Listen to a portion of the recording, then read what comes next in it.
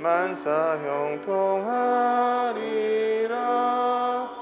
무슨 일을 만나든지 만사 형통하리라.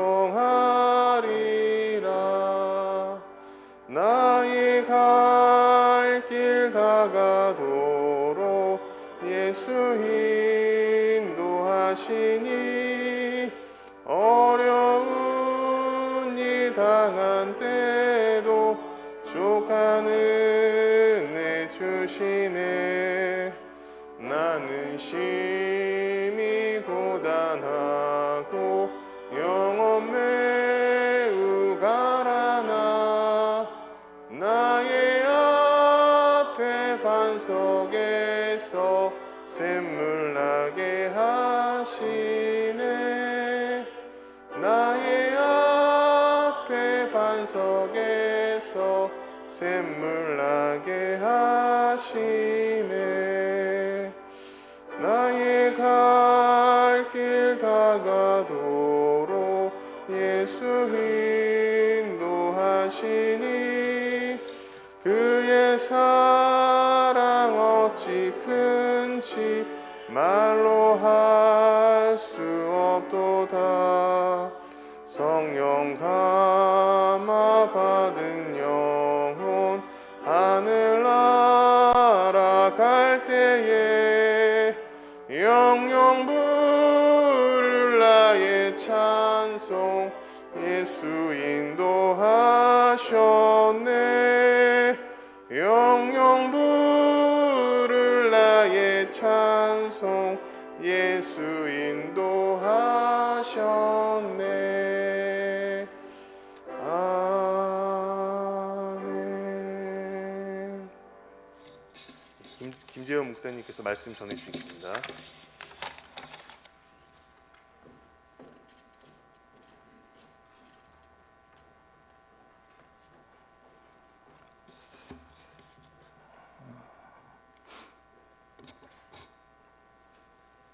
오늘 제가 말씀을 전해야지 되는데 우리 서 목사님께서 목이 좀 안 좋으십니다.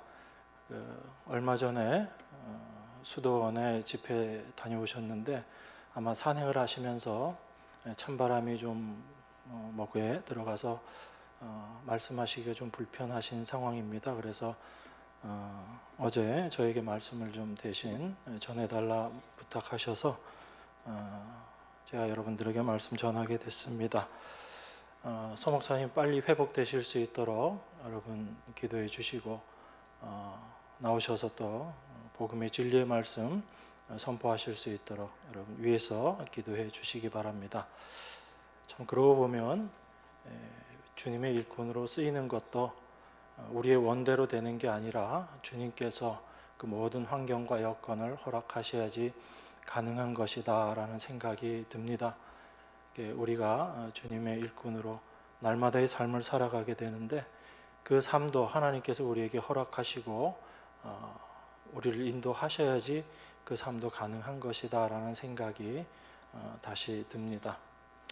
자, 우리 하나님 말씀 보도록 하겠습니다. 우리 고린도전서 4장 1절에서 2절 우리 한 목소리로 같이 봉독하겠습니다. 고린도전서 4장 1절 2절입니다. 함께 봉독합니다. 사람이 마땅히 우리를 그리스도의 일꾼이요 하나님의 비밀을 맡은 자로 여길지어다. 그리고 맡은 자들에게 구할 것은 충성이니라. 여러분 오늘 본문 말씀 보시면 마음에 좀 부담이 되시지요? 이 말씀 보시면서도 나는 마음이 참 편하다 이런 생각 드시는 분들은 그렇게 많지 않으실 겁니다. 우리를 그리스도의 일꾼이다 라고 이야기하고 그리고 맡은 자들에게 구할 것은 충성이다. 그리스도의 일꾼으로서의 역할을 충성되이 잘 해라 라는 그런 말씀으로 우리에게 들려집니다. 물론 그 말씀이 맞지만 그 말씀의 의미를 우리가 조금 더 정확하게 이해해야지 될 필요가 있습니다. 우리 고린도전서는 특별히 문제 많은 고린도 교회에 대해서 바울 사도가 쓴 편지 글입니다. 고린도서를 보면서 많이 드는 생각이 그런 거죠. 어떻게 이렇게 문제 많은 교회가 있는가 싶을 정도로 아마 저희 교회가 이 정도, 여기 한 절반 정도 되는 문제만 있어도 존립하기가 어려울 정도로 심각한 문제들이 있는 교회가 이 고린도 교회입니다. 그래서 우리는 고린도서를 보면서 그렇게 생각하기가 쉽습니다. 고린도 교회 참 문제가 많은 교회고 그 많은 문제들을 보면서 우리도 이런 문제들이 우리에게 있으면 이런 일들을 고치고 이런 일들을 행하지 않도록 노력해야지 되겠다, 그렇게 우리들이 생각하기 쉽습니다. 그런데 고린도서를 자세히 읽어보면 사도가 그렇게 이야기하지 않는다라는 것을 우리가 알 수 있습니다. 분명히 잘못된 부분들을 지적하는데 그 잘못된 것들을 고쳐라 라고 이야기하지 않아요. 그럼 고치지 말고 그대로 있으라는 얘기인가? 그건 물론 아니죠. 근데 사도가 우리에게 이야기하는 핵심은 우리가 겉으로 드러나는 많은 잘못들을 행할 수 있지만 그 잘못들을 한두 가지를 고친다고 해서 되어지는 것이 아니다라는 것을 이야기하고 싶은 것입니다. 참으로 하나님의 백성들, 성도들이 이 세상을 살아갈 때 어떤 모습으로 살아가야 할지에 대해서 사도는 이야기하고 싶은 거죠. 우리는 우리의 자녀들이 어떤 잘못한 일을 볼 때 그 잘못한 것들을 고치고 이제 그 일들을 하지 않기를 원합니다. 물론 그 일을 아이가 하지 않을 수는 있어요. 그렇지만 겉으로 드러나는 행동을 하지 않는다고 해서 사람이 변한 건 아니죠. 중요한 것은 그것이 무엇이 잘못인지를 아는 것입니다. 그것을 알게 될 때 비록 동일한 실수를 또 범할 수는 있어요. 범할 수는 있지만 그 실수 자체가 의미하는 것이 무엇인지를 알기 때문에 그렇게 행하는 자기 자신의 어떠한지를 올바로 알게 되고 그리고 무엇이 올바른 길인지를 생각하고 올바른 방향으로 나아가게 되는 것입니다. 바울 사도가 고린도 교회에서 이야기하고 있는 그런 의미들은 그런 것이다라는 것을 우리가 먼저 생각해야지 됩니다. 단순히 분쟁이 있고 음행이 있고 잘못된 행위들이 있는데 그 행위들을 고쳐라라는 것이 바울이 이야기하는 내용의 핵심이 아니라 그리스도인이 무엇을 올바로 알고 있어야지 되는가, 그것을 올바로 알고 있을 때 그 안에서 어떠한 모습으로 그 삶의 모습들이 이제 나타나게 될 것인가를 우리에게 이야기하고 있다라는 것입니다. 그래서 이 문제 많은 교회에 대해서, 고린도 교회에 대해서 바울 사도가 그 교회를 바라보는 시각이 우리가 생각하는 것과 전혀 다르다는 겁니다. 고린도서 1장 2절에 보면 고린도 교회를 이렇게 이야기합니다. 하나님의 교회 곧 그리스도 예수 안에서 거룩하여지고 성도라 부르심을 입은 자들, 이렇게 이야기해요. 그 문제 많고 잘못되어 있는 교회를 향해서 바울 사도는 오히려 하나님의 교회라고 이야기하고 그리스도 예수 안에서 거룩하여지고 성도로 부르심을 입은 자들이다 라고 이야기합니다. 이게 바울 사도가 고린도 교회를 바라보고 있는 시각인 것입니다. 우리가 교회 안에서 여러 사람들의 모습을 볼 수 있습니다. 우리가 생각하기에 저 신앙의 모습이 왜 그럴까라는 생각이 드는 그런 행위들을 하는 사람들이 있습니다. 우리는 그런 사람들을 볼 때 좋지 않게 생각하죠. 그런데 바울 사도는 이 고린도 교회를 보면서 오히려 예수 그리스도 안에서 거룩하여지고 성도로 부르심을 입은 자들이다 라고 이렇게 이야기합니다. 그들의 많은 잘못이 있지만 바울 사도는 그 고린도 교회 성도들을 바라보는 입장이 바로 겉으로 드러난 행위 자체가 아니라 하나님께서 그들을 어떻게 이해하고 어떻게 바라보고 계시는가, 하나님 안에서, 예수 그리스도 안에서 고린도 교회 성도들이 어떤 모습인가를 우리에게 이야기하고 싶은 것입니다. 그래서 그 교회를 하나님의 교회라고 이야기하고 그리스도 예수 안에서 거룩한 자들이다, 성도라 부르심을 입은 자들이다 라고 그렇게 이야기합니다. 그러면서 이 교회 가운데 분쟁이 있다라는 것을 이야기하죠. 그 분쟁의 핵심적인 내용이 뭐냐면 나는 바울에게, 나는 아볼로에게, 나는 게바에게, 나는 그리스도에게 속한 자다. 분파가 생겼다는 겁니다. 왜 이런 분파들이 생겼는가를 우리가 짐작해 볼 수 있습니다. 사람 가운데 이런 분파들이 생기고 분쟁이 생기는 이유는 한 가지죠. 그 사람을 우리가 쫓아감으로 그 사람에게 우리가 주고 있는 그런 가치들, 그 사람이 사회적으로 인정받고 있는 것들을 내가 같이 누리겠다라는 그 마음이 있는 겁니다. 바울을 쫓아다니는 사람들은 어떤 사람들일까요? 바울을 위대한 사도라고 생각하기 때문에 바울을 쫓는 거지요. 그러면 그 바울에게 속했다라는 것은 자기 자신은 바울과 같은 위대한 사람이 되지 못할지라도 내가 바울에게 속해 있다라는 것을 통해서 자기의 가치를 좀 높이고 싶은 것입니다. 우리 교회가 한국에서 제일 유명한 교회가 되기를 원한다라고 하게 되면 여러분들 그 마음이 어떻겠어요? 그냥 한국에서 가장 좋은 교회, 삼성교회가 그런 교회를 되기를 원한다라는 그 마음뿐이겠어요? 아니면 그 이면에 다른 생각이 있겠어요? 나는 그런 교회에 출석하는 교인이다라는 게 여러분 마음에 있는 겁니다. 그래서 교회를 자랑하게 되는 거예요.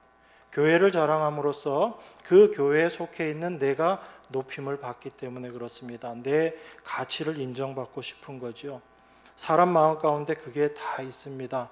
왜 그러냐면 타락해버린 인간의 본성이기 때문에 그래요.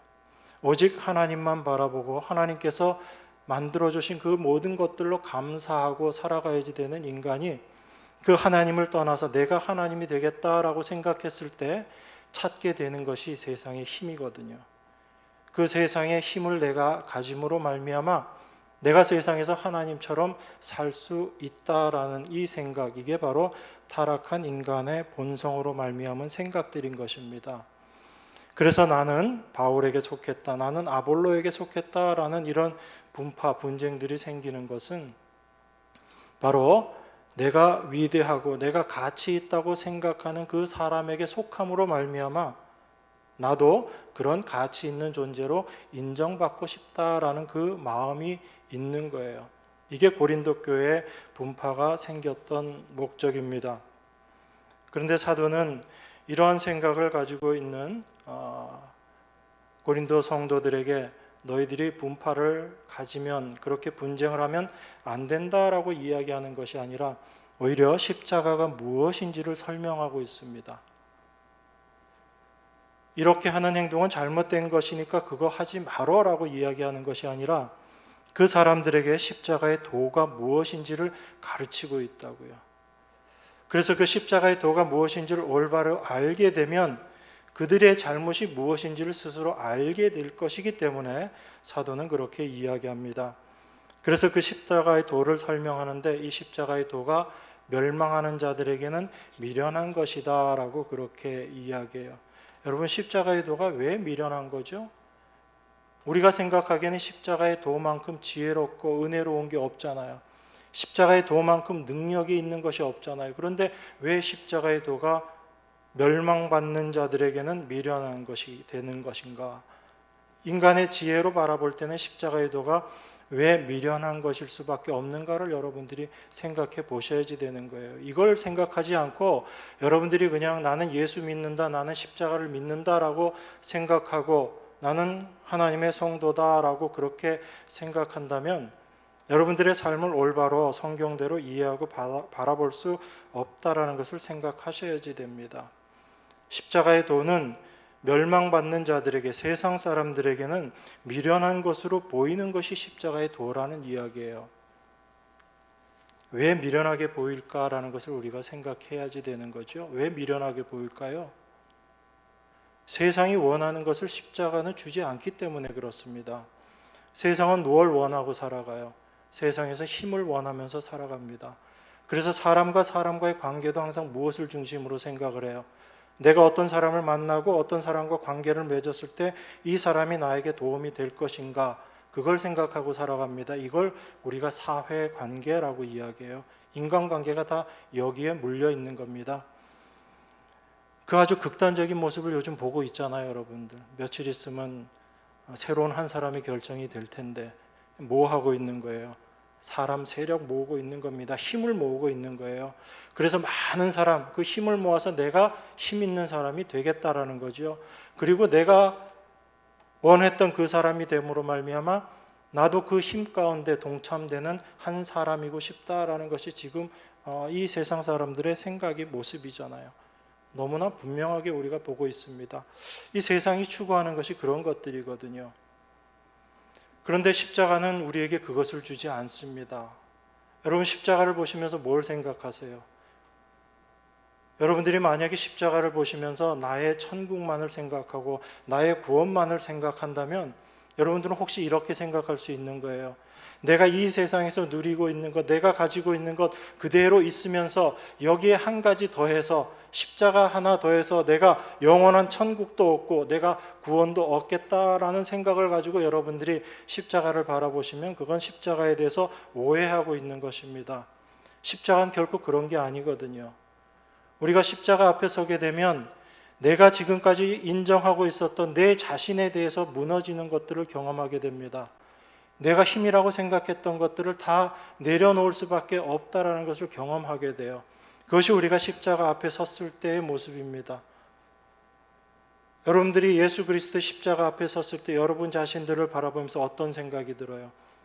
그래도 나는 좀 괜찮은 사람이지, 나는 그래도 이 정도는 괜찮은 사람이지, 그런 생각이 드십니까?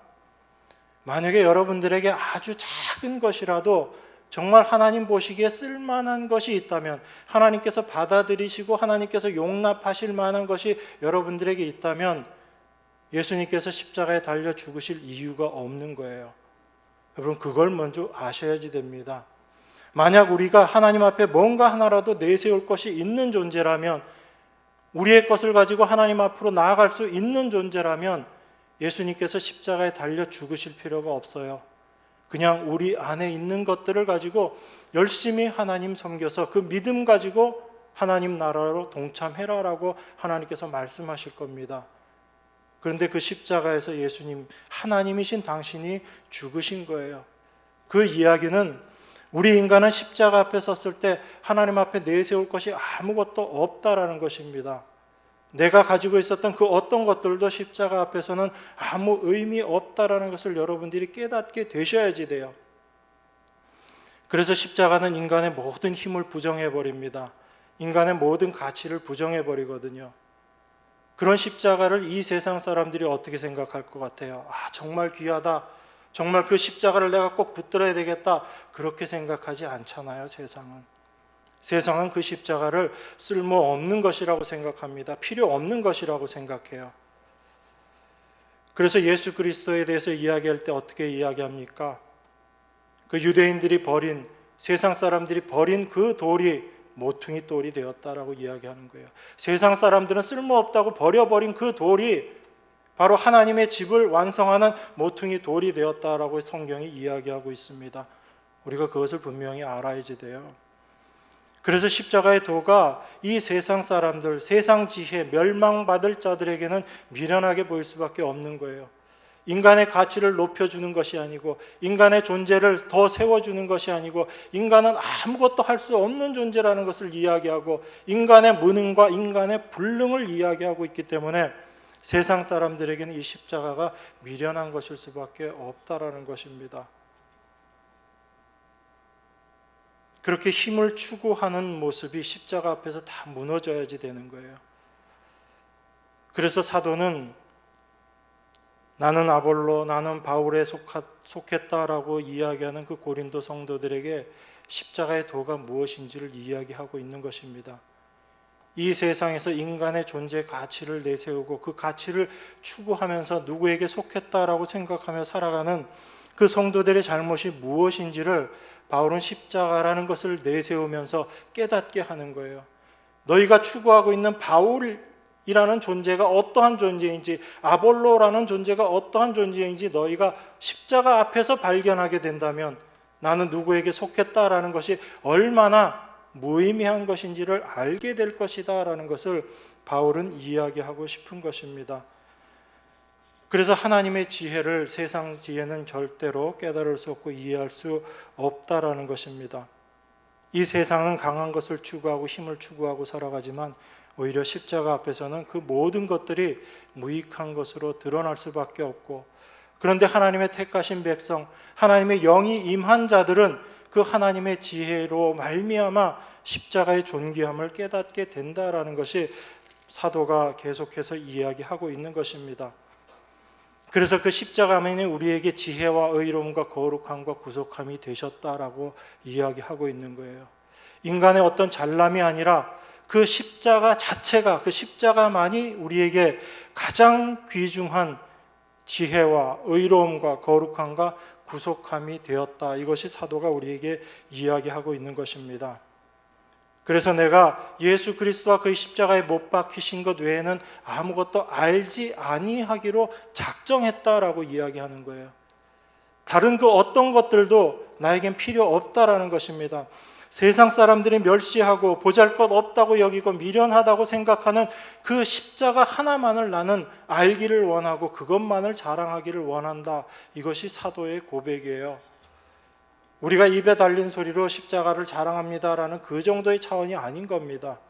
십자가가 무엇인지를 정말 깊이 깨닫고 그 십자가가 아니면 나는 어느 한순간도 존재할 수 없고 살 수 없는 자다라는 것을 사도는 알았기 때문에 그 십자가만을 자랑하겠다는 것이고 그 십자가 외에는 도무지 알지 않기로 작정했다라는 얘기예요. 그런데 우리는 십자가 없이도 너무나 잘 살고 있잖아요, 이 세상을. 스스로 성도라고 이야기하면서도 우리가 어떤 모습으로 세상을 살고 있는지를 생각해 보셔야 돼요. 정말 십자가만을 자랑하는 마음으로, 십자가만을 알고자 하는 마음으로 살아가는 건지, 아니면 십자가는 이제 나에게 이미 해결된 문제이고 내가 이 세상에서 더 얼마나 많은 것들을 누리면서 살아가야지 될 것인가, 이걸 생각하면서 살아가는지, 우리가 은연중에 어떤 모습으로 나아가고 있는지를 우리들은 분명히 확인해야지 됩니다. 그래서 그 십자가의 은혜가 우리의 지혜로 도무지 알아지는 것이 아니고 깨달아지는 것이 아니기 때문에 하나님께서 우리에게 성령을 보내셨다라고 이야기를 하는 거예요. 하나님의 영이 아니면 도무지 하나님의 지혜를 알 수 없고 깨달을 수 없기 때문에 그렇습니다. 무엇보다 중요한 것은 하나님께로부터 온 영으로 말미암아 하나님이 우리에게 은혜로 주신 것이 무엇인지를 알게, 깨닫게 하셨다라는 것이 사도가 고백하는 거예요. 우리가 은혜 이야기하지만 우리가 이야기하는 은혜는 사도가 이야기하는 은혜와 다릅니다. 여러분들 그걸 분명히 아셔야지 돼요. 우리는 그냥 다 은혜지요, 나에게 유익한 일이 생기고 우리에게 좋은 일이 생기면 은혜지요 라고 그렇게 이야기하지만 사도는 그런 차원의 은혜를 이야기하지 않는다고요. 하나님께서 함께 해주시지 않으면 도무지 아무것도 되어질 것이 없다라는 것을 아는 것, 하나님이 가르쳐 주시지 않으면 알 수 없는 것이 하나님의 은혜다라는 차원에서 사도는 은혜를 이야기하는 거예요. 그냥 세상 일 잘 되고 내 몸이 건강해지고 우리 가정이 잘 되고 사업이 잘 되는 것, 이거 하나님의 은혜입니다, 이 차원이 아니라고요. 사도는 그것을 아예 은혜라고 생각하지도 않습니다. 왜냐하면 오히려 그런 것들로 말미암아 내가 하나님께로부터 더 멀어질 수 있기 때문에 사도는 그걸 은혜라고 이야기하지 않아요. 그래서 고린도전서 2장 12절에서 사도는 이렇게 이야기합니다. 우리가 세상의 영을 받지 아니하고 오직 하나님께로 온 영을 받았으니 이는 우리로 하여금 하나님께서 우리에게 은혜로 주신 것들을 알게 하려 하심이라. 은혜는 어떻게 해서 알게 된다는 이야기예요. 하나님의 영이 임한 자들에게 그 하나님의 영으로 말미암아 하나님께서 우리에게 은혜로 주신 것이 무엇인지를 알게 되는 것, 그게 참된 은혜다라는 것입니다. 우리 인간의 생각으로 은혜다라는 게 아닌 겁니다. 그러니까 하나님의 영을 받지 못한 자들이 은혜다라고 생각할 수 없는 것들을 사도는 은혜다라고 이야기하는 거예요. 그러니까 세상 모든 사람들이 은혜다라고 이야기하는 그것을 우리들도 동일하게 이야기하면서 은혜다라고 이야기하는 건 사도가 이야기하는 은혜와 다른 은혜를 우리가 이야기하고 있다는 걸 아셔야지 돼요. 사도는 어떤 걸 은혜라고 이야기할까요? 내 자신의 죄인됨을 깨닫는 것, 이걸 은혜라고 이야기합니다. 나는 십자가 앞에 섰더니 아무것도 할 수 없는 존재다라는 것을 깨닫는 것, 이걸 은혜라고 생각하는 거예요. 그런데 그 자리에 가서 보니까 나는 아무것도 할 수 없고 도무지 내 능력으로는 하나님 앞에 나아갈 수도 없는 그런 존재인데 이런 나를 위해서 예수님께서 십자가에 달려주시고 하나님께서 뜻하고 계획하신 모든 일들을 나는 아무것도 하지 않았는데 하나님께서 그 모든 것들을 이루시고 완성하셔서 나를 하나님 백성 삼아주시고 하나님의 자녀로 지금 이 순간도 살아가게 하신 것, 그리고 이런 나를 하나님의 사도로 부르신 것, 이것이 참으로 하나님의 은혜다라고 사도가 이야기하는 것입니다. 그러니까 우리가 올바로 알아야지 돼요. 여러분, 고린도전서 15장 한번 보겠습니다. 고린도전서 15장 9절 10절 한번 보겠습니다. 사도가 어떤 걸 은혜라고 이해하고 받아들이고 있는지 사도의 말을 통해서 우리가 보기로 하겠습니다. 15장 9절 10절 제가 봉독합니다. 나는 사도 중에 지극히 작은 자라. 내가 하나님의 교회를 핍박하였으므로 사도라 칭함을 받기에 감당치 못할 자로라. 그러나 나의 나된 것은 하나님의 은혜로 된 것이니 내게 주신 그의 은혜가 헛되지 아니하여 내가 모든 사도보다 더 많이 수고하였으나 내가 아니요 오직 나와 함께 하신 하나님의 은혜로라. 여러분, 이게 사도가 이야기하는 은혜입니다. 사도는 자기 자신이 어떠한 존재인지를 알았어요. 하나님의 영이 임함으로 말미암아 자기가 어떤 존재인지 알았습니다. 자기가 사도 중에 지극히 작은 자라는 것입니다. 왜 그렇죠? 내가 하나님의 교회를 핍박하였다라는 것입니다. 열심히 하나님 섬기겠다고 했던 그 일이 오히려 하나님의 교회를 핍박하는 모습이었다는 것을 하나님의 영이 임함으로 말미암아 사도가 알게 된 거죠. 그래서 자기는 사도라 칭함을 받기에 도무지 감당치 못할 자라는 것입니다. 나는 하나님의 사도로 부르심을 받는 것 자체, 나에게 사도라고 이야기하는 것 자체도 나는 감당치 못하겠다라는 것입니다. 예수 믿는 자들을 다 때려 죽이겠다고 그렇게 열심을 내며 뛰어다녔던 자기 자신의 모습을 생각하고 하나님의 교회를 핍박했던 자기 자신의 모습을 알게 된 거죠. 하나님의 영이 임함으로 그것을 깨닫게 된 것입니다. 그래서 사도가 고백하는 것이 나의 나된 것이 하나님의 은혜로 된 것이다 라고 이야기하는 거예요. 그냥 나의 나된 것, 사도가 복음을 전하고 교회를 세우고 수많은 사람들을 주님께로 돌아오게 한 것, 이걸 이야기하는 게 아닙니다. 하나님의 교회를 핍박했던 그런 자신을 하나님의 복음을 전하는 도구로 써주신 것, 이것 자체가 나에겐 얼마나 큰 은혜인지 모르겠다라는 것입니다. 그런데 그 은혜 가운데 살아가는 사도의 삶이 어땠어요? 몇 번 죽을 고비를 넘기고 도무지 말로 할 수 없는 그런 고통과 어려움 가운데 거했습니다. 세상 사람들이 누가 이걸 은혜라고 이야기하겠어요? 그걸 은혜라고 이야기하는 것 자체가 미련한 거죠. 그런데 사도는 그것을 은혜라고 이야기합니다. 나의 나된 것이 하나님의 은혜로 된 것이다 라고 이야기해요. 내게 주신 하나님의 은혜가 헛되지 않기 때문에 내가 다른 많은 사도들보다 더 많이 수고했다고 이야기합니다. 그런데 그 수고한 것이 내가 한 게 아니고 오직 나와 함께 하신 하나님의 은혜가 내 안에서 그 일을 했다라고 고백하는 거예요. 여러분, 이게 사도가 이야기하는 은혜입니다. 여러분들이 생각하는 은혜하고 얼마나 다른지 여러분들 이해하시겠죠. 그렇게 십자가 앞에서 자기 자신의 모습이 어떠한지를 철저히 깨닫게 되는 것, 이게 하나님 백성들의 모습이어야지 된다는 겁니다. 그랬을 때 나는 누구에게 속하고 라는 그런 분당들, 파당들이 다 없어지게 된다는 이야기죠. 그건 하라 하지 마라의 의미에 상관이 없는 거예요. 우리가 어떠한 존재인지, 십자가가 어떠한지만 알게 된다면 거기서 멀어질 수밖에 없고 그것을 추구하고 쫓아가는 자기 자신이 얼마나 십자가와 상관없는 삶을 살아가고 있는지를 깨닫게 된다라는 것입니다. 사도는 우리에게 그걸 이야기하고 싶은 거예요. 그래서 그 사람들을 열심히 쫓아가는 그 고린도 성도들에게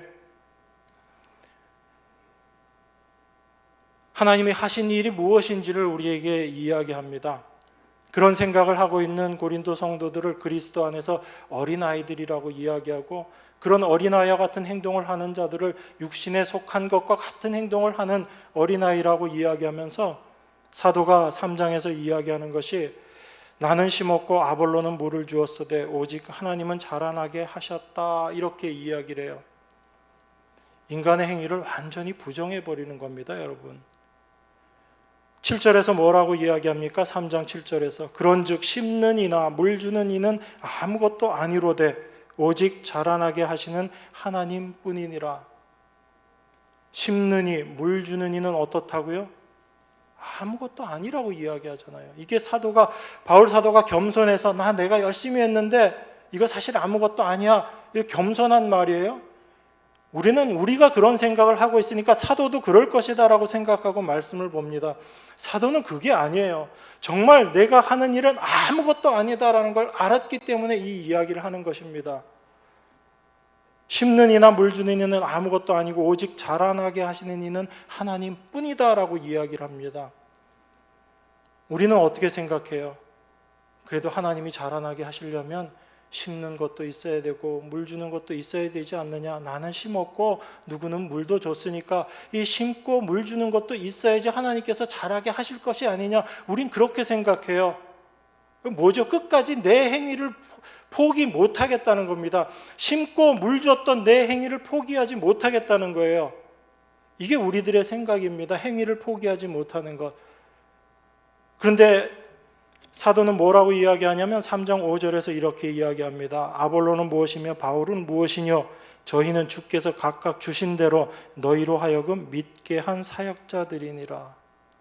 이게 사도의 생각인 거예요. 우리는 심고 물 준 것도 중요하지요. 그랬으니까 하나님이 자라나게 하시는 거 아닙니까? 라고 우리는 그렇게 생각하는데 사도는 뭐라고 이야기하냐면 심는 것이나 물 주는 것도 하나님께서 하게끔 하셨기 때문에 내가 할 수 있었다라는 이야기를 하고 있는 거예요. 이게 사도가 지금 이야기하고 있는 자기가 한 일에 대한 평가라는 것입니다. 여러분, 이 사도의 마음, 사도의 생각이 여러분들에게 분명하게 이해되셔야지 돼요. 그렇지 않으면 여러분들은 늘 여러분 행위에 붙잡힐 수밖에 없습니다. 그래서 내가 오늘은 무엇을 해서 하나님을 기쁘게 해드릴까? 그 생각을 하는데 그 생각을 통해서 하나님 앞에 그래도 괜찮은 나라는 이런 인정을 받고 싶은 그 마음을 가지고 그 일을 하는 거예요. 그런데 사도는 그 많은 일을 하면서 나는 심고 아볼로 물 줬는데 그런데 이게 뭔가 주께서 각각 주신 대로 우리는 하나님으로 말미암아 그 일을 하게 된 사역자일 뿐이다라고 이야기를 하는 겁니다. 이걸 우리가 올바로 이해해야지 돼요. 그래서 우리는 심는 것이나 물 주는 것으로 인해서 상 받아야지 되겠다라고 생각하면서 이 말씀을 보지만 실제 사도가 상이라고 이야기하는 것은 오히려 이 하나님의 일에 동역자로서 동참하게 된 것 자체, 이걸 상이라고 사도는 이야기하는 거예요. 그러니까 여러분들에게 정말 기쁨이 되고 정말 만족이 되고 여러분들이 그걸 정말로 이게 상이다라는 생각을 가져야지 돼요. 어떤 것? 하나님의 일에 여러분들이 부르심을 받아서 그 일 가운데 동참하는 것 자체가 정말 상이다라는 걸 여러분들이 먼저 아셔야지 됩니다. 그걸 알지 못하면 내가 한 어떤 것을 통해서 내가 상을 받아야지 되겠다 이 생각을 하는 거예요. 상 주시는 이는 하나님이시거든요. 하나님이 알아서 다 하실 일인데 우리가 나서서 생각할 게 아니라고요. 우리는 오히려 하나님의 그 일에 우리를 불러주시고 그 일의 사역자로 동역자로 우리를 쓰시는 것 자체가 정말 감사한 것이고 이것이 상이다라는 것을 우리가 분명히 알아야지 됩니다. 그래서 고린도전서 9장 16절, 17절, 18절에 보면 이렇게 이야기합니다. 제가 읽겠습니다. 내가 복음을 전할지라도 자랑할 것이 없음은 내가 부득불할 일임이라. 만일 복음을 전하지 아니하면 내게 화가 있을 것이미로라. 내가 내 임의로 이것을 행하면 상을 얻으려니와 임의로 아니한다 할지라도 나는 직분을 맡았노라. 그런즉 내 상이 무엇이냐? 내가 복음을 전할 때 값없이 전하고 복음으로 인하여 내게 있는 권을 다 쓰지 아니하는 이것이로라. 이게 사도가 생각하는 상이에요. 여러분들이 생각하는 상과 너무 다르잖아요. 그러니까 우리는 하나님의 말씀을 보면서 정말 인간의 생각이 아닌 하나님의 뜻, 하나님의 생각으로 이 말씀들을 보셔야지 돼요. 그런데 그건 우리의 힘으로 되는 것이 아니라 하나님의 영이 우리에게 임하셔야지 하나님의 지혜로 말미암아 올바로 말씀을 보고 이해할 수 있는 것입니다. 그런데 내 욕심, 내 생각을 가지고 하나님 말씀 보면 다 내 욕심을 채워주는 말씀으로밖에 보이지 않는 거예요. 그래서 하나님의 말씀은 하나님의 말씀으로 여러분들이 보시고 이해하셔야지 됩니다. 내가 복음을 전할지라도 자랑할 것이 없음은 내가 부득불할 임이라. 내가 원해서 한 게 아니라 하나님이 나를 이렇게 끌고 가셨기 때문에 어쩔 수 없이 내가 이 일을 했다라는 것이에요. 뭐 싫은데 억지로 했다라는 얘기는 아니겠죠, 물론. 그런데 이 모든 일이 내가 부득불할 일이었다라고 사도가 이야기합니다. 오히려 복음을 전하지 않으면 내게 화가 있을 것이다라고 이야기하고요. 나에게 정말 상이 무엇인가, 내가 복음 전할 때 값없이 그것들을 다 선포하고, 그리고 나에게 있는 권리조차도 내가 요구하지 않았던 그것, 그러니까 사도에게 정말 상은 내가 그 복음을 전하는데 동참되었다는 것 자체가 나에게 정말 큰 상이다라고 사도는 생각했다는 거죠. 이게 사도가 이야기하는 상이거든요. 그래서 각자 심는 이와 물 주는 이가 일반이나 각각 자기의 일하는 대로 자기의 상을 받을 것이다 라고 사도가 이야기하는 그 의미인 것입니다. 하나님께서 모든 것들을 다 행하신다는 거예요. 그걸 우리가 올바로 알지 못하면 오늘 있는 이 본문의 말씀도 우리가 오해하게 됩니다. 사도는 사람이 마땅히 우리를 그리스도의 일꾼이요 하나님의 비밀을 맡은 자로 여길지어다. 그리고 맡은 자들에게 구할 것은 충성이니라 라고 그렇게 이야기해요. 이 말씀을 보면서 우리는 그래, 우린 그리스도의 일꾼으로 충성을 다해서 열심히 일해야지라고 그렇게 생각합니다. 또한 그렇게 생활하지 못하는, 그렇게 살지 못하는 내 자신을 보면서 왠지 모르게 마음 가운데 불안함이 있고 강박관념이 있고, 오늘도 내가 그리스도의 종으로, 내가 하나님의 일꾼으로 내가 올바로 살았는가, 그 생각을 하면서 여러분 마음 가운데 부담만을 가지잖아요. 만약 그러한 것이라면 사도가 지금까지 고린도서에서 지금까지 이야기했던 것과 전혀 다른 이야기를 하고 있는 거예요. 일하시는 이는 하나님이시고 우리는 십자가 앞에서 우리가 어떤 존재인지를 철저하게 깨닫게 되는 것, 여기에서 시작되어야지 되는데, 이제 우리의 열심으로 그리스도의 일꾼으로 열심히 일하고 충성되어 일하고 이것을 이야기한다면 지금까지 사도가 이야기했던 것은 정반대의 얘기가 되는 거잖아요. 그래서 우리는 분명히 알아야지 되는 게 있습니다. 하나님의 은혜가 무엇인지를 우리는 분명히 알아야지 돼요. 하나님의 은혜라는 것은요, 우리로 하여금 우리는 정말 아무것도 할 수 없기 때문에 하나님의 은혜라는 방법으로 우리에게 그것을 주실 수밖에 없다라는 것을 우리가 먼저 이해해야지 됩니다. 이것을 알지 못하면 우리는 은혜를 참된 은혜로 이해할 수 없게 되고 알 수 없게 되는 거예요. 그래서 은혜를 올바로 알기 위해서는 인간의 행위가 얼마나 무가치한 것인가, 이것을 여러분들이 먼저 이해하셔야지 됩니다. 마태복음 말씀 한 군데 보겠습니다. 마태복음 18장 6절에서 7절입니다.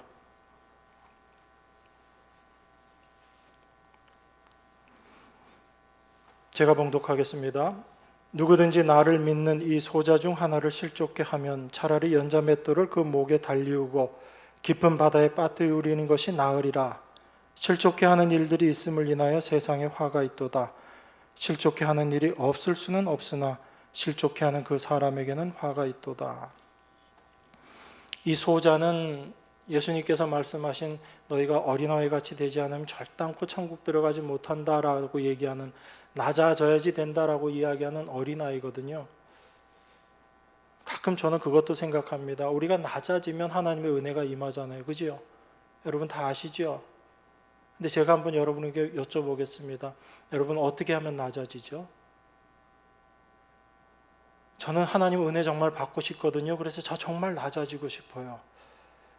그런데 낮아지려고 해도 안 낮아지더라고요. 여러분 정말 은혜 받고 싶어서 낮아지기를 원합니다. 그러는데 낮아지던가요? 어떻게 하면 낮아져요? 여러분들이 원한다고 낮아져요? 그러니까 우리는 성경을 참 많이 오해하고 있어요. 그래서 낮아지면 우리에게 은혜가 임한다라는 이야기를 하면서도 어떻게 낮아지는지에 대해서는 우리가 생각을 못 한다고요. 내가 낮아져야지 이렇게 다짐하고 결심하면 낮아져요? 오히려 교만한 마음이 생기죠. 나는 이렇게 저 사람 앞에서도 낮아질 수 있는 존재야. 오히려 낮아지려고 했는데 더 높아지는 게 우리 모습이잖아요. 여러분 그걸 바라보셔야지 돼요. 낮아지려고 애쓰는 내 마음, 겉으로 드러나는 낮아짐의 모습을 통해서 교만해져 있는 내 모습을 여러분들이 보실 수 있어야지 되는데 그걸 자꾸 보지 못한다고요. 그래서 하나님이 낮추시는 거예요. 내가 원해서 낮아지는 것이 아니라 하나님께서 우리의 교만함을 낮추시는 것입니다. 하나님께서 치시는 거예요. 그래서 어떨 때는 어떤 일에 대해서 실패도 하게 하시고요. 어떨 때는 육신의 질병을 주시기도 하시고요. 그런데 이 모든 것들이 하나님의 은혜를 우리에게 주시기 위한 하나님의 만지심, 하나님의 일하시기 때문에 우리는 고난도 하나님의 은혜의 다른 모습이다라고 이야기할 수 있는 거지요. 그 고난을 통해서 하나님의 은혜를 더욱더 경험하게 되기 때문에. 그래서 우리는 낮아지는 것조차도 우리 생각대로 우리의 힘으로 할 수 없는 존재다라는 것을 먼저 아셔야지 돼요. 그랬을 때 나를 낮아지게 하시는 하나님의 손길, 하나님의 일하심에 정말 감사할 수 있는 거죠. 그런데 그 마음이 없으면 나를 낮아지게 하시는 하나님의 손길이 나는 싫은 거예요. 왜 나에게 이런 환경을 주시고 나에게 왜 이런 어려움을 주시는지 그 하나님이 그저 싫을 뿐이죠. 속으로는 여전히 불만이 가득한데 교회에 나와서는 웃으면서 하나님 은혜에 감사한다고 그렇게밖에 얘기할 수 없는 우리 모습을 여러분들이 발견하셔야지 된다고요. 하나님의 은혜 주시기 위해서 우리를 어떻게 다루시는지를 아셔야지 됩니다. 그래서 하나님의 영이 임한 자들이 하나님께서 우리에게 은혜로 주신 것이 무엇인지를 안다라고 사도가 이야기하는 것입니다. 그런데 이러한 소자 하나, 연약하고 아무것도 할 수 없는 자, 스스로의 힘으로는 아무것도 할 수 없다고 생각하는 그런 연약한 소자를 실족해 하는 것, 만약에 그러한 자가 있다면 그러한 자는 연자맷돌 목에 메고 깊은 바다에 빠져야지 된다라고 예수님이 이야기하시는 거예요.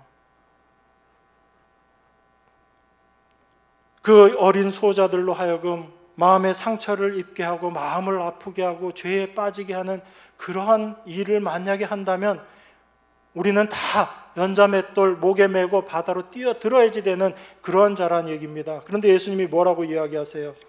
이렇게 실족해 하는 일들이 있음을 인하여 세상에 화가 있도다라고 말씀하시면서 실족해 하는 일이 없을 수는 없으나 실족해 하는 그 사람에게는 화가 있도다.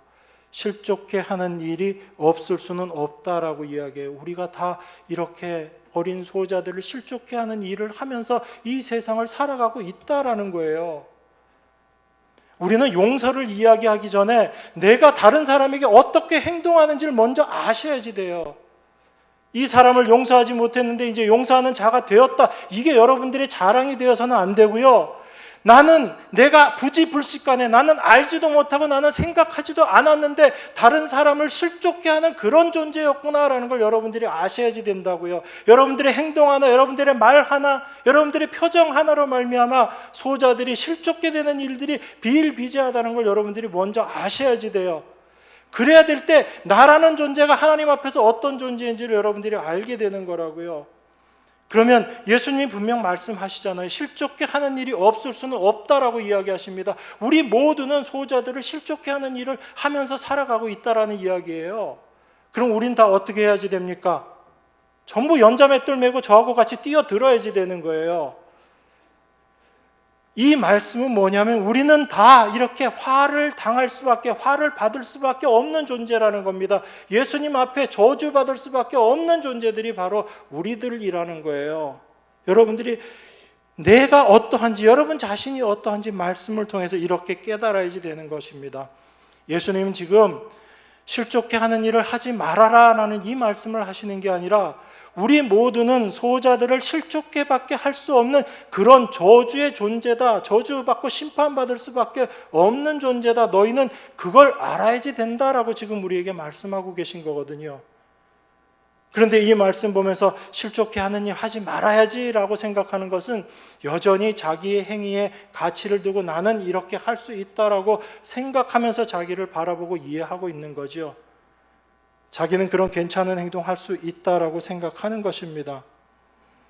그런데 이렇게 나는 아무것도 할 수 없는 존재입니다. 나는 하나님 앞에 저주받고 심판받을 수밖에 없는 존재입니다. 라는 것을 아는 자들, 그런 자들이 참으로 하나님의 은혜가 무엇인지를 알게 되는 거예요. 바로 인간의 한계, 인간의 마지막, 인간의 한계가 무엇인지를 철저하게 아는 자들, 인간의 행동이 철저하게 어떠한 모습인지를 아는 자들이 하나님의 은혜가 무엇인지를 이제 깊이 알아가게 되는 겁니다.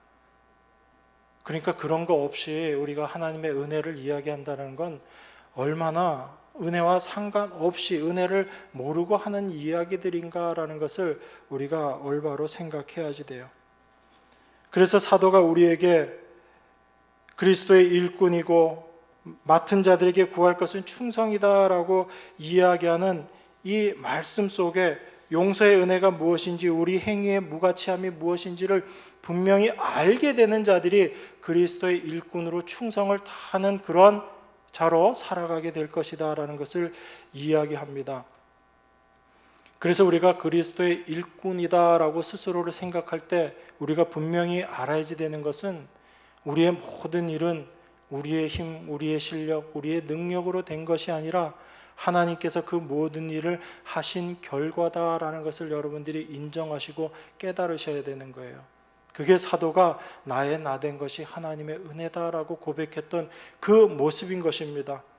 그래서 우리에게 참으로 일꾼으로서의 인식은 어떤 것이냐면, 하나님이 나에게 일을 맡기셨으니까 열심히 해야지가 아니라 하나님이 나를 도구로 부르셔서 하나님이 하시는 일에 나로 하여금 쓰임받게 하셔서 그 일을 하나님이 나를 통해서 행하시는데, 이것이 참으로 감사한 일이고, 그 일 가운데 내가 증거할 것은 나는 아무것도 할 수 없는 존재였고 하나님 홀로 이 모든 일들을 이루셨습니다라는 것을 세상 가운데 드러내는 것, 이게 그리스도의 일꾼으로서의 모습이다라는 거예요.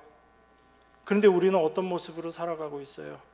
뭐 하나 해놓으면 그거 자랑하지 못해서, 그거 하나 드러내고 싶어서, 남들이 그거 알아주지 않으면 왜 이렇게 속은 상하는지, 그게 우리들 모습이잖아요. 거기서 우린 벗어나지 못해요.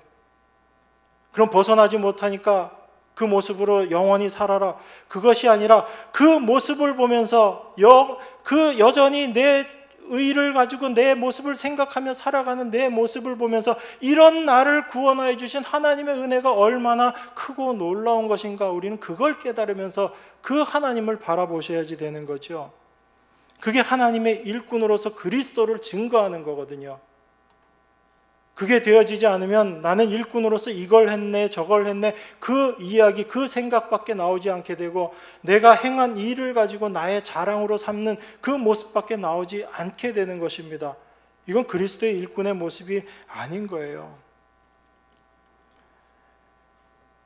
여러분, 바울은 자기 자신을 그리스도의 일꾼이요 하나님의 비밀을 맡은 자로 여기라고 고린도 성도들에게 그렇게 이야기합니다. 그러면 이렇게 우리가 생각해 볼 수 있어요. 고린도 성도들이 나는 바울에게 속한 자다, 나는 아볼로에게 속한 자다라고 이야기하고 다녔다면, 그 고린도 성도들이 분명히 바울이나 아볼로를 그리스도의 일꾼으로 생각했을 거 아니에요. 그리스도의 일꾼으로 생각했기 때문에 나는 바울에게 속한 자다, 나는 아볼로에게 속한 자다, 이렇게 분파가 나눠졌을 거 아니에요. 그런데 사도는 뭐라고 이야기하냐면, 분명히 우리가 생각하기에는 바울을 쫓고 아볼로를 쫓았다면 바울도 아볼로도 다 그리스도의 일꾼으로 생각하고 있었을 텐데, 바울은 오히려 우리들에게 자기 자신을 그리스도의 일꾼이요 하나님의 비밀을 맡은 자로 여겨달라라고 그렇게 이야기하는 거예요. 여겨달라라는 이야기는 뭡니까? 고린도 교회 성도들이 바울을 그리스도의 일꾼으로 바라보지 않고 있다는 것을 이야기하고 있는 거잖아요. 그런데 한편으로는 그들이 바울을 쫓았다라는 얘기는 그리스도의 일꾼으로 바라봤기 때문에 쫓았다는 이야기죠. 그래서 우리가 생각할 수 있는 게 그거지 않습니까? 고린도 교인들이 생각했던 그리스도의 일꾼에 대한 개념과 바울이 이야기하는 그리스도의 일꾼의 개념이 달랐던 거예요. 고린도 교회 성도들은 그리스도의 일꾼을 어떤 일을 하는 사람, 어떤 대단한 일을 하는 사람, 그래서 그 일의 가치를 높이고 그 일을 생각하면서 자기의 가치를 높이려고 생각했던 그런 일을 하는 사람을 그리스도의 일꾼이다라고 생각했지만, 바울이 생각한 그리스도의 일꾼의 개념이 다르다라는 것입니다. 그래서 여전히 그리스도의 일꾼이라고 자기를 쫓아오는 그 사람들에게 나를 그리스도의 일꾼으로 좀 여겨라 라고 이야기하는 거예요. 그들이 생각하는 그리스도의 일꾼에 대한 개념이 오해되었기 때문에 그런 겁니다. 우리도 똑같은 오해하고 있는 거예요. 그리스도의 일꾼이다라고 얘기하면 어떤 거 생각합니까? 항상 우리는 일을 생각하죠. 그래서 교회에서 직분자 세울 때도 어떤 사람을 세웁니까? 이 사람 세우면 일을 잘할까 못할까 그거 먼저 생각하면서 세우죠. 저희들이 잘못하는 것이지만 일을 중심으로 모든 것들을 판단하고 생각하잖아요. 하나님이 이 사람을 어떻게 쓰실까를 생각하기보다는 이 사람이 일을 잘할까 못할까 그것만을 생각하고, 여러분들이 사람을 볼 때도 항상 그렇게 보잖아요. 교회에서 어떤 일을 맡은 사람들을 볼 때 저 사람이 일을 잘하는가 못하는가만 바라보는 거죠. 저 사람 가운데 하나님께서 어떻게 역사하신가를 우린 그걸 보려고 하지 못한다고요. 하지 않는 게 아니라 하지 못해요. 그게 우리들의 한계이기 때문에. 그런데 바울은 그렇게 생각하는 고린도 교회 성도들에게 나를 그리스도의 일꾼으로 여겨달라라고 이야기합니다. 여러분, 일꾼이라는 건 어떤 사람이에요? 그냥 일하는 사람 아니잖아요. 우리는 일하는 사람을 일꾼이라고 생각하지만 사도는 일꾼을 어떤 의미로 이해하냐면 그리스도의 일꾼, 그리스도께서 보내셔서 그리스도께서 일을 맡긴 자, 이 자들이 그리스도의 일꾼이다라고 이야기합니다. 우리는 일을 생각하지만 사도는 그 일을 맡기신 분에게 집중하는 거예요. 그래서 그 분이 일을 맡기고 그 일을 어떻게 이루어 가실지, 그 일을 어떻게 완성하실지 누구 손에 달린 것이냐면 바로 그 일을 맡긴 이의 손에 달려 있다라는 것입니다. 그래서 사도는 그리스도의 일꾼을 이야기하면서 어떻게 이야기하냐면 그리스도의 일꾼이요 하나님의 비밀을 맡은 자라고 이렇게 이야기하는 거예요. 일꾼을 단순히 일하는 사람이 아니라 하나님의 비밀을 맡은 자를 일꾼이라고 이야기합니다. 그러니까 사도의 일꾼의 의미는 하나님의 비밀을 맡았고 비밀을 안다라는 이야기죠. 하나님의 비밀을 맡았다라는 이야기니까. 제가 여러분께 또 물어볼게요. 여러분, 하나님의 비밀을 우리가 어떻게 알 수 있죠? 하나님의 비밀을 우리가 어떻게 생각할 수 있죠? 하나님의 일을 우리가 어떻게 할 수 있나요? 그런데 우리는 늘 이렇게 이야기하잖아요. 하나님을 기쁘시게 하는 일을 우리가 해야지 된다. 하나님을 기쁘시게 해드려야지 된다. 우리가 늘 그렇게 얘기하잖아요. 우리가 어떻게 하나님을 기쁘시게 해드릴 거예요, 여러분? 어떤 일을 하셔서? 무엇이 하나님을 기쁘게 해드리는 일입니까? 먼저 우리가 뭔지를 알아야지 그 일을 할 거 아니에요. 그리고 그 일을 하겠다면 그것을 어떻게 해야지 되는지도 우리가 알아야지 되는 것입니다. 하나님의 비밀, 하나님의 일이 무엇인지 생각하지도 못하고 알지도 못하고 그걸 하고 싶어도 할 수 없는 일인데 그 일을 하는 사람들이 그리스도의 일꾼이라는 얘기예요. 사도가 이야기하는 것은. 그러면 하나님의 일이 무엇인지, 그 일이 어떻게 되어질 것인지, 그 일을 하나님께서 어떻게 완성시켜 나갈 것인지를 아는 자들, 그 하나님의 비밀을 아는 자들, 그런 자들이 바로 그리스도의 일꾼이다라고 이야기하고 있는 겁니다. 그러니까 우리가 생각하는 것처럼 교회 일 열심히 하는 게 이게 그리스도의 일꾼이고 하나님의 비밀을 아는 자, 우리는 교회 일과 자꾸 하나님의 일을 착각해요. 그럼 뭐 교회 일하고 하나님하고 딴 거예요? 예, 분명히 말씀드릴게요. 다른 겁니다. 교회 일하고 하나님의 일은 달라요. 그럼 이제 교회 일 하지 말아야지 이 생각하신 다음에 여러분들은 지금껏 딴 마음 가지고 딴 마음 먹고 교회 일 열심히 하셨던 거고요. 하나님의 일과 교회 일은 다릅니다. 물론 하나님의 일 가운데 우리가 행했던 그런 일들이 포함되는 부분들도 있겠지만 참된 하나님의 일은 우리가 생각하는 교회 일, 어떤 거죠? 교회를 부흥시키고 교회를 이 세상에 드러내고, 사실 그런 것과는 다른 차원이에요. 하나님의 일은. 그 하나님의 일, 하나님의 비밀을 올바로 알게 될 때 그리스도의 일꾼이 이제 알게 되는 것입니다. 이 모든 일을 하는 주체, 주인은 바로 하나님이시다라는 것이고, 자기 자신, 일꾼으로 쓰여지는 자기 자신은 하나님의 이 일의 도구로 쓰여지는 자라는 것을 알게 되는 거예요. 그래서 복음을 전하면서도 이건 내가 도무지 할 수 없는 일이었는데 하나님께서 나에게 내 입을 열어서 복음을 전하게 하시니 너무나 감사합니다라고 그렇게 이야기할 수 있는 거예요. 그래서 예수님께서 믿음을 이야기하면서 그 무익한 종을 이야기하시잖아요. 종이 밭에 나가서 열심히 일하고 수고하고 들어왔는데 주인이 와가지고 너 수고했으니까 이제 편안하게 너 먹을 거 먹어라, 그렇게 얘기하지 않는다라고 이야기하잖아요. 와서 주인 먹을 상 다 차리고, 그리고 나서도 종이 뭐라고 이야기한다는 거예요? 나는 무익한 종입니다 라고 그렇게 이야기하는 것이 참된 종의 모습이다라는 것입니다.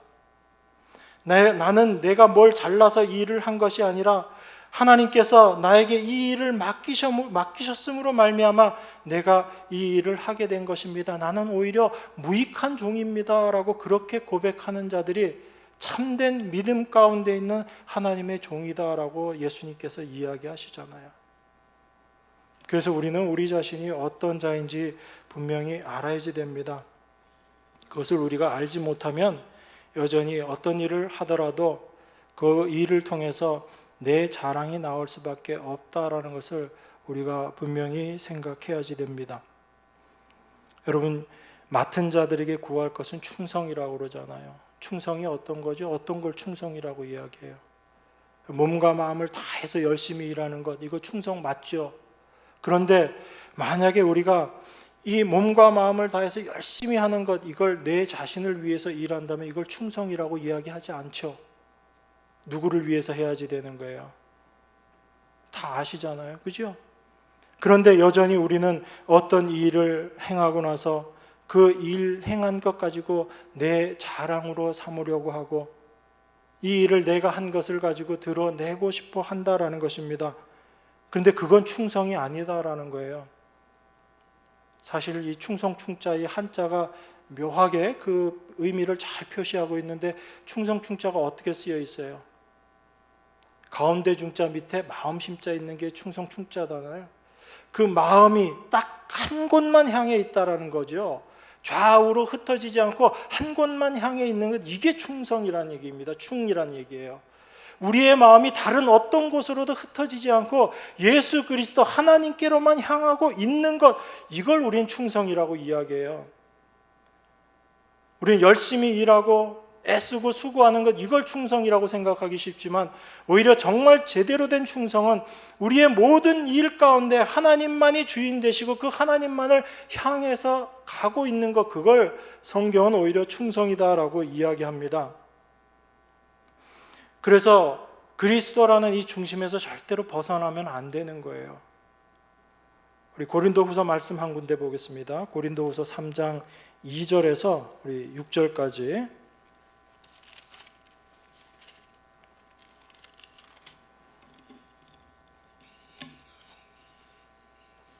고린도후서 3장 2절부터 제가 봉독합니다. 너희가 우리의 편지라 우리 마음에 썼고 뭇사람이 알고 읽는 바라. 너희는 우리로 말미암아 나타난 그리스도의 편지니 이는 먹으로 쓴 것이 아니요 오직 살아계신 하나님의 영으로 한 것이며 또 돌비에 쓴 것이 아니요 오직 육의 신비에 한 것이라.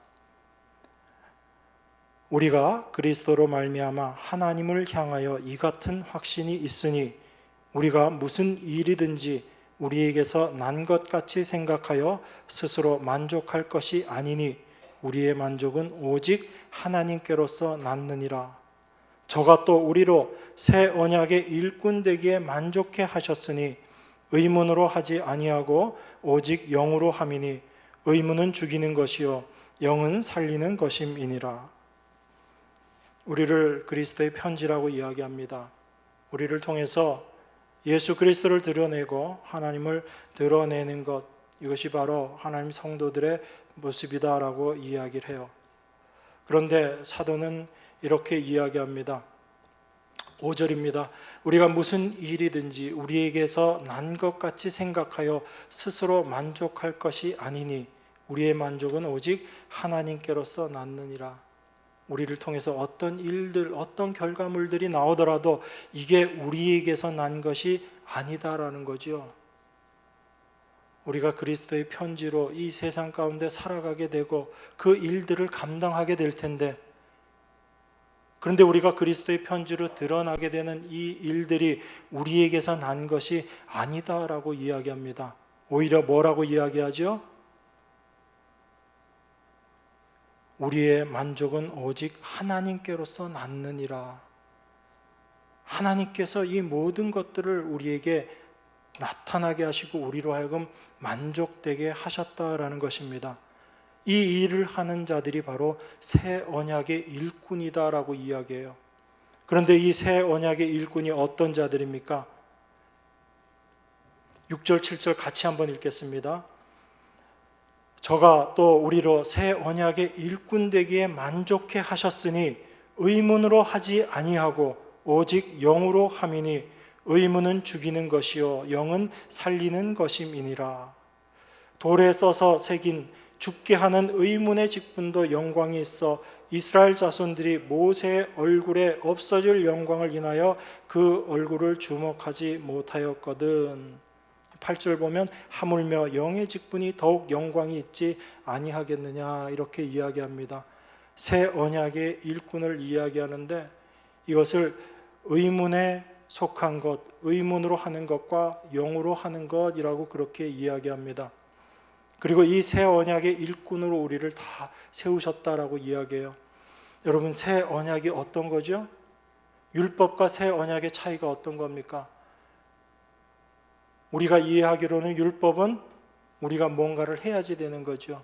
새 언약은 우리의 모든 행위를 부정하고 하나님 홀로, 예수님 홀로 이루어 놓으신 것, 이것이 새 언약이잖아요. 우리로 새 언약 일꾼 되게 만족해 하셨으니 의문으로 하지 아니하고, 의문으로 하지 않았다라는 얘기는 우리는 율법으로 이 일을 행하지 않는다는 얘기죠. 율법이라는 건 어떤 거예요? 인간의 행함이 있습니다. 그리고 그 인간의 행위로 말미암아 이루어 놓은 결과물들이 있고 그 결과물들로 말미암아 자기 자랑이 생길 수밖에 없는 것이 의문에 속한 것, 율법에 속한 일들이거든요. 그런데 우리는 이렇게 일하는 자들이 아니다라는 얘기입니다. 새 언약의 일꾼들은 영으로 하는 자들이라는 얘기예요. 누가 한다는 얘기예요? 내 안에 계신 그리스도께서 이 일을 하신다는 이야기입니다. 이걸 아는 자들이 새 언약의 일꾼이고 바로 그리스도의 일꾼이다라는 것을 우리에게 지금 이야기하고 있는 거예요. 여러분들이 그걸 올바로 아셔야지 되는 것입니다. 그래서 그리스도의 일꾼으로 충성을 다해야지 된다라는 이야기를 할 때 여러분들은 그냥 어떤 일을 열심히 해야지, 내가 몸과 마음을 바쳐서 충성해야지 그렇게 생각하는 것으로 갈 게 아니라 참된 그리스도의 일꾼은 어떤 자인지를 여러분들이 먼저 생각하셔야지 된다는 것입니다. 하나님의 비밀은 하나님께서 알려주시지 않으면 절대로 알 수 없기 때문에 하나님의 비밀인 거예요. 그런데 그 하나님의 비밀을 알게 하시고 그 비밀을 전하는 자로 우리를 쓰신다라는 것, 이 모든 것들이 바로 하나님의 일하심이다라는 것을 우리가 분명히 볼 수 있어야지 되는 것입니다. 그것을 아는 자들이 참된 그리스도의 일꾼이고 새 언약의 일꾼인 거예요. 이 새 언약은 예수 그리스도께서 십자가에서 완성하신 바로 온전하신 그리스도 안의 세계를 이야기합니다. 우리의 그 어떤 것들도 거기에 보탤 것이 없는 이미 완성된 그리스도 안의 세계를 이야기하는 거예요. 그래서 새 언약의 일꾼, 그리스도의 일꾼들은 예수 그리스도께서 다 이루어 놓으신 그것만을 선포하고 그것만을 드러내는 자들인 거예요. 그래서 그 일을 드러내는 과정 가운데 일꾼인 나는 아무것도 아닌 존재입니다, 나는 정말 무가치한 존재입니다 라는 것이 드러나는 것, 그것이 바로 그리스도의 일꾼으로, 새 언약의 일꾼으로 충성되게 살아가는 참된 성도의 모습인 것입니다. 내 본질이 어떠한지를 철저하게 깨닫고 내 안에 있는 것은 저주와 심판뿐이라는 것을 분명히 알고 이런 나를 구원하여 주신 하나님의 은혜가 무엇인지를 올바로 알고 그 하나님의 은혜를 드러내기 위해서 이 세상을 살아가는 자들이 참된 그리스도의 일꾼인 것이죠. 우리는 여전히 이 세상을 살아가면서 자기 자신에게 벗어날 수 없는 그런 연약한 모습들을 보이면서 살아갑니다. 그런데 정말 귀중한 것은 무엇이냐면 하나님께서 우리의 이 모습을 깨닫게 하시면서 우리를 인도하신다는 거예요. 여전히 하나님 앞에 저주의 모습으로 서 있는 내 자신의 모습을 깨닫게 하시고 발견하시게 하시면서 하나님께서 예수 그리스도를 바라보는 그 길로 우리를 인도하고 계시다라는 것, 이것이 우리에게 참된 소망이 되는 거예요. 우리가 이것을 할 수 있게 하나님이 힘주신다, 이게 소원이 되는 게 아니라 내 모습이 어떠한지를 철저하게 깨닫고 우리의 마음이 그리스도께로만 향할 수 있게 성령께서 우리를 주장하시고 인도하신다라는 것, 이게 우리에게 참된 소망이 되는 것입니다. 그래서 고린도전서 1장 8절에서 이렇게 이야기하는 거예요. 주께서 너희를 우리 주 예수 그리스도의 날에 책망할 것이 없는 자로 끝까지 견고케 하시리라. 그 문제 많은 교회, 고린도 교회를 하나님의 부르심을 받은 거룩한 성도들이라고 이야기하면서 그들의 마지막이 어떠할 것인가? 주께서 너희를 우리 주 예수 그리스도의 날에 책망할 것이 없는 자로 끝까지 견고케 하실 것이다.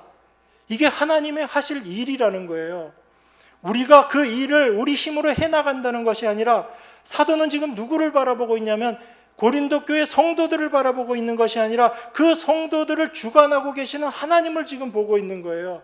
그리스도 안에 있는 고린도 교회를 보고 있는 것입니다. 그리스도 안에 있는 여러분들을 보고 있는 거예요. 그리스도 안에 있는 삼성교회를 보고 있는 거예요. 그래서 사도는 이 이야기를 할 수 있는 것입니다. 여러분 각자의 모습을 바라본다면 절대로 이렇게 이야기하지 못하죠. 그렇지만 이 모든 일을 이루시고 약속하시고 완성하신 하나님 예수 그리스도를 바라보기 때문에 이렇게 이야기할 수 있는 것입니다. 끝까지 견고케 하실 것이다, 이 얘기를 하시는 거예요. 여러분, 무엇이 여러분들에게 참된 믿음이 되어야지 되는지, 무엇이 소망이 되어야지 되는지 여러분 다시 생각하시기 바랍니다. 요한복음에서 그렇게 예수님 말씀하시죠. 내 아버지께서 이제까지 일하시니 나도 일한다. 하나님이 지금 일하고 계시다고요. 하나님이 뭐 실패한 게 있어서 지금 일하시는 거예요? 아니요. 하나님이 완성시켜 놓으신 그 일을, 여러분 안에 온전케 하는 그 일을 지금 하나님께서 일하고 계시다고요. 그래서 예수님도 지금 일하신다고 하시잖아요. 그 일을 이 땅에서 우리 눈에, 하나님의 계획은 이미 완성되어 있고 그 완성된 하나님의 계획을 예수 그리스도께서 이 땅에 오셔서 십자가에서 다 이루셨잖아요. 그래서 예수님이 십자가에서 마지막으로 하신 말이 다 이루었다잖아요.